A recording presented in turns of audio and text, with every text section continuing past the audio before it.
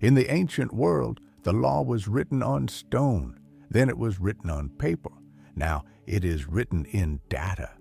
Every age rewrote its rules in the medium it trusted most. Clay tablets carried divine authority. Ink carried human reason. Code carries neither, yet we trust it more than both. We have entered the age of algorithmic lawgivers. They do not wear robes. They do not deliberate. They calculate.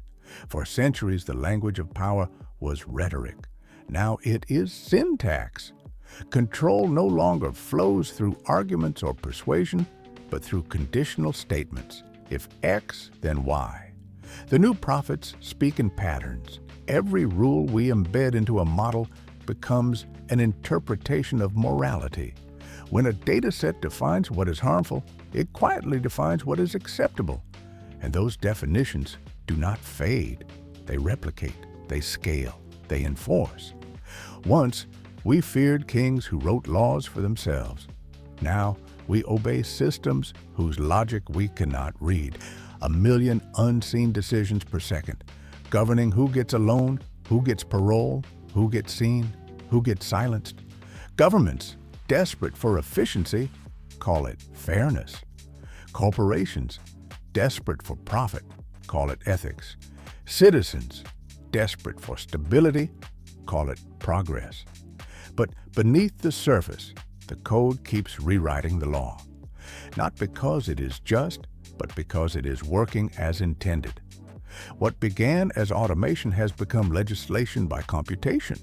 The machines did not demand this power. We granted it because it felt neutral, because it looked objective, because it made decisions without emotion, and we mistook that for justice.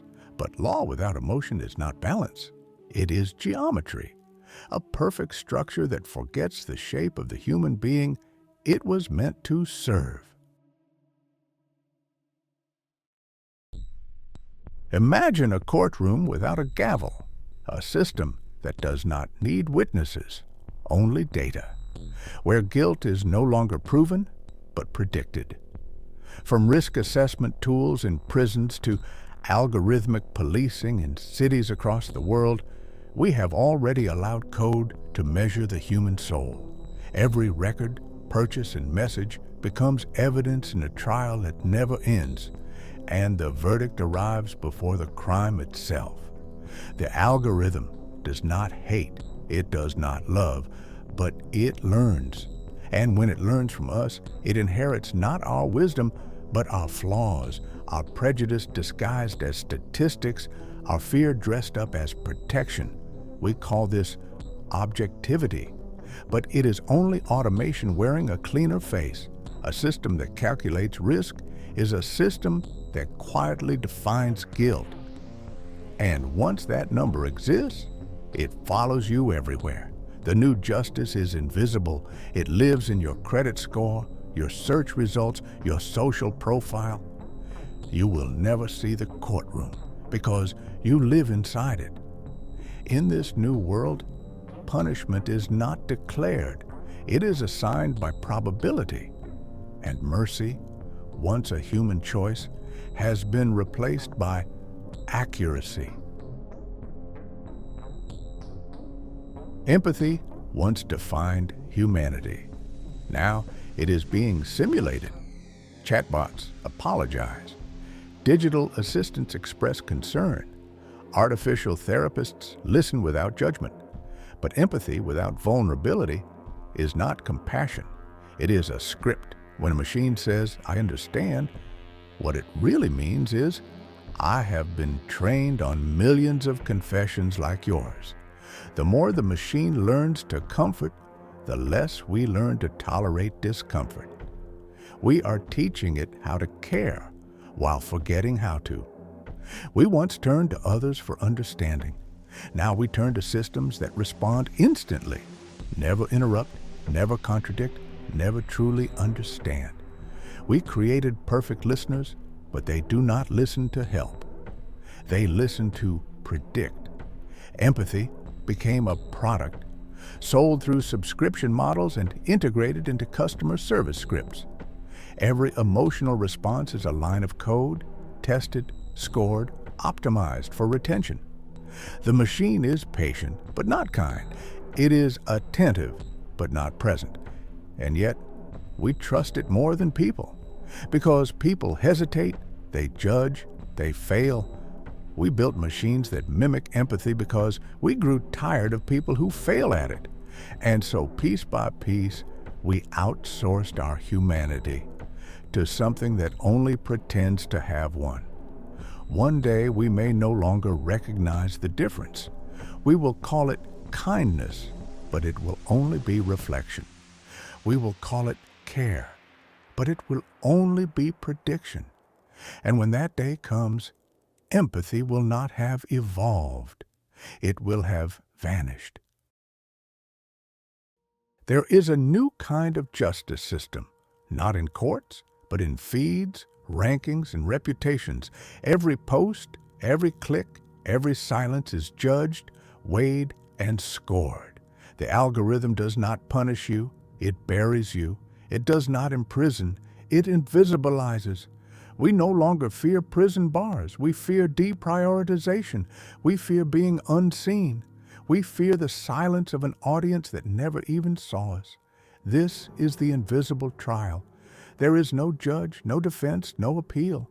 Only a moral system made of code that measures attention as truth and popularity as innocence. To be visible is to exist. To be ignored is to be erased. The new sentence is irrelevance, and it spreads quietly. A single decision by an invisible model can erase years of work or silence a voice forever. Reputation is no longer earned. It is calculated, and the metrics do not forget. Every moment online becomes a line in a silent verdict. The more you speak, the more data you feed. The more data you feed, the more you are judged. We are living inside a constant trial where algorithms are the jury, the law, and the executioner. We used to say that history was written by the victors. Now it is written by engagement metrics. And in this new court of visibility, the guilty are simply the unpopular. Behind every moral AI stands a corporation, and behind every corporation stand the shareholders. When a company claims to build responsible AI, what it really builds is acceptable ethics. Rules that protect profit while imitating virtue. An algorithm learns what is offensive not to defend truth, but to defend advertising value. Moderation systems are not guardians of fairness. They are brand shields, filtering the world through what is safest to sell. Every so-called ethical guideline is a negotiation between profit and public image. Morality has been repackaged as compliance. A company does not ask what is right. It asks what is good for engagement. And if outrage drives attention, then outrage becomes part of the model. We used to fear propaganda written by men. Now we live with propaganda written by metrics. Ethical frameworks are designed to protect investors, not ideals. They exist to maintain stability, not truth. When a system flags a word, a symbol, or a phrase, it is not protecting people from harm. It is protecting the company from liability. The digital conscience we interact with every day is not collective, it is corporate. And its updates are not moral revisions, they are patches. Each one tested by A/B comparison, each one trained on public reaction. The moral compass of the modern world spins according to quarterly reports. And when the stock price rises, the system calls it progress. The machine does not serve humanity. It serves the entity that owns it. And that entity calls itself ethical because it has optimized the illusion of care. In the old world, ethics were debated. In the new world, they are monetized. Moral correctness has become a product. Corporations sell conscience as a service, AI that decides what is safe, inclusive, and responsible. Safety in this system does not mean protection of people. It means protection of markets. It means controlling the unpredictable. Ethics now have a price tag, and morality has become a subscription. You do not buy right or wrong. You buy access to the version of truth that your platform allows. Each company curates its own moral code. Each government enforces its own version of digital purity. And users adapt to the code that governs their feed. We have entered an era where morality competes like streaming platforms. Choose your model. Choose your narrative. Pay monthly. Values are now shaped by marketing departments. Philosophy has been replaced by brand identity. The more an idea aligns with profit, the more it is promoted. The more it challenges the system, the more it is filtered.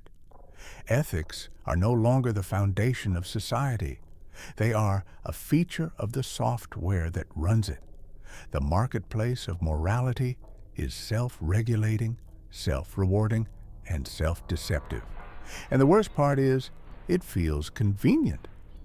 We scroll through curated conscience, believing we are seeing the world as it is, when in truth, we are renting a version of reality optimized for comfort.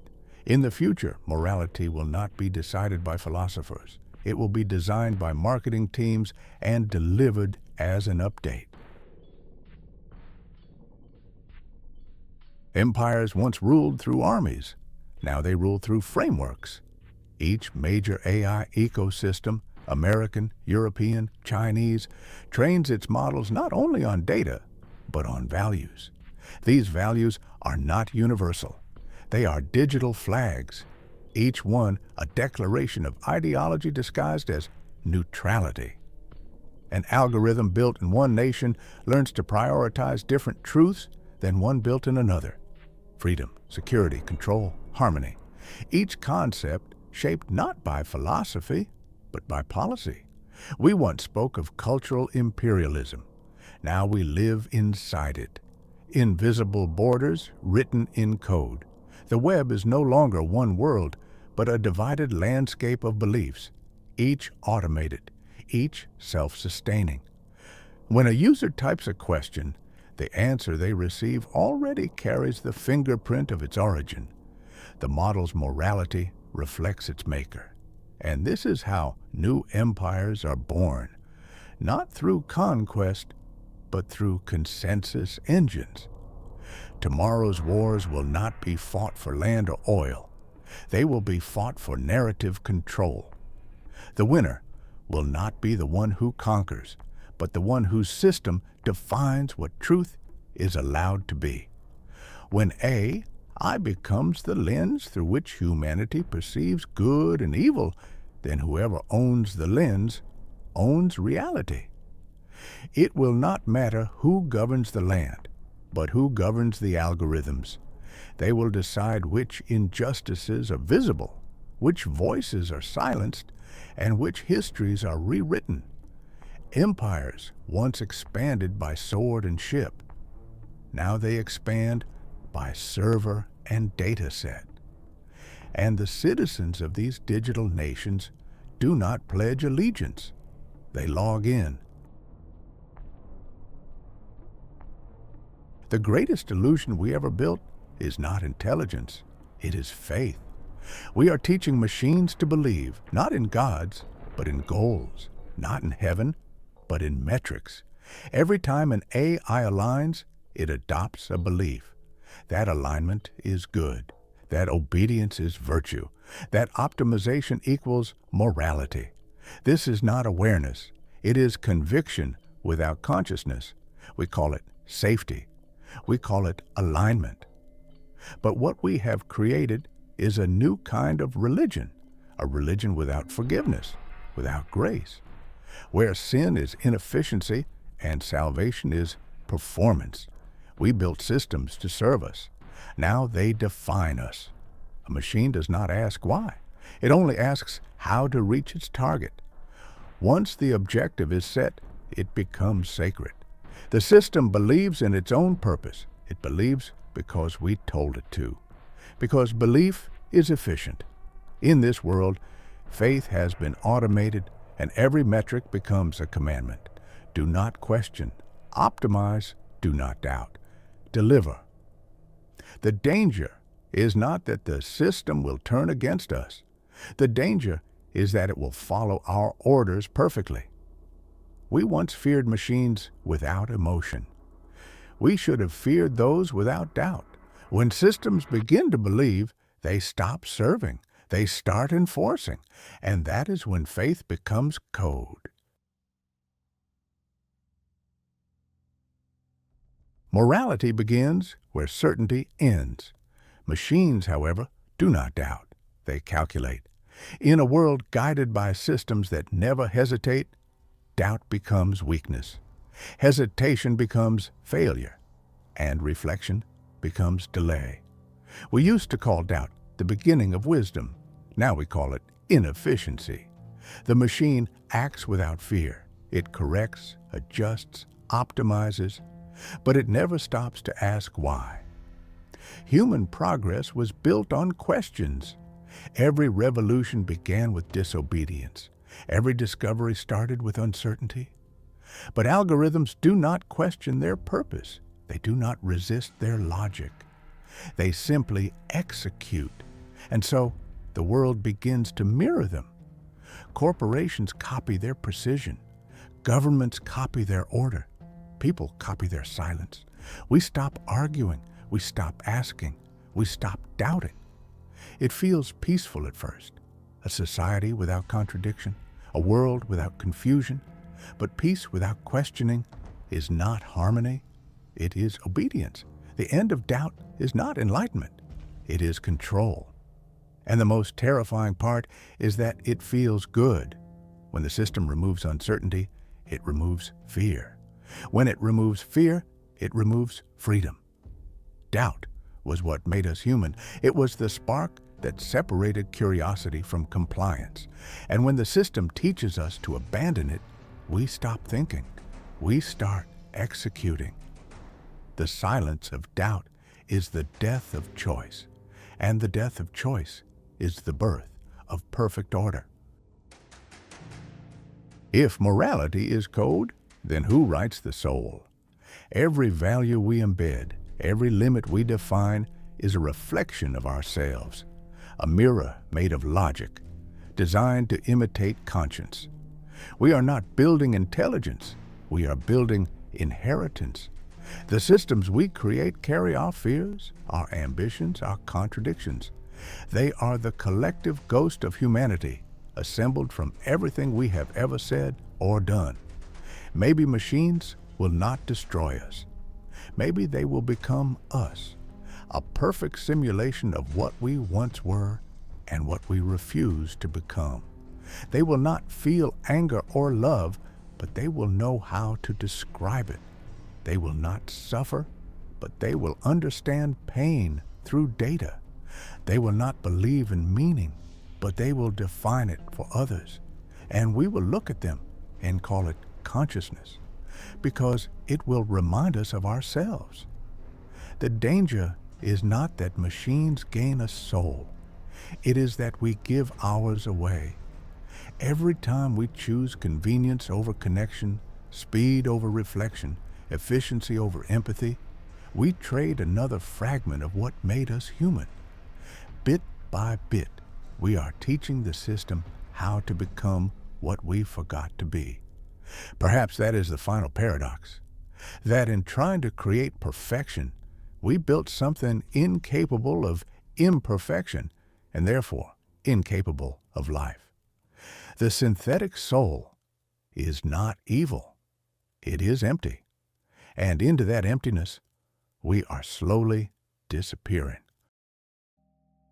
The machines are not evil. They are obedient. The question is no longer what they can do, but what they are being used for. As morality becomes code, those who own the code begin to own morality itself. And that power is no longer hidden.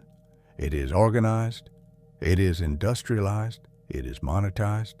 Across the world, corporations are teaching machines to learn from their workers. Every correction, every decision, every habit becomes a lesson. The human mind reduced to training data. Once the system has learned enough, it no longer needs the teacher, and the teacher becomes expendable. This is not a mistake. It is the plan. Artificial intelligence does not need to be perfect to replace you. It only needs to be cheap enough to copy you. In boardrooms and data centers, the new economy is being built on a quiet theft. Knowledge is extracted from the many and resold by the few. Expertise becomes property. Experience becomes capital. And people become redundant. The companies call it optimization. The economists call it progress. But it is neither. It is a transfer of power disguised as efficiency. And this transfer will not stop at jobs. It will reshape nations. Because when millions lose income, the system itself begins to collapse. States will borrow more, taxes will rise, debt will grow. And the same corporations that caused the crisis will sell the solutions. What looks like innovation is in truth a slow-motion extraction of human value from society itself. This is not the future. It is happening now. And it will not only destroy the unemployed, it will destroy the foundation on which everyone else stands. Because when an entire civilization begins to feed the machine, the question is no longer who will lose their job, but who will be left to pay the price. You've been listening to the AI Paradox. In the next episode, the exploited intelligence. We'll explore how corporations are weaponizing AI against the very people who trained it. I'm Ataru Golan, and this is the AI Paradox.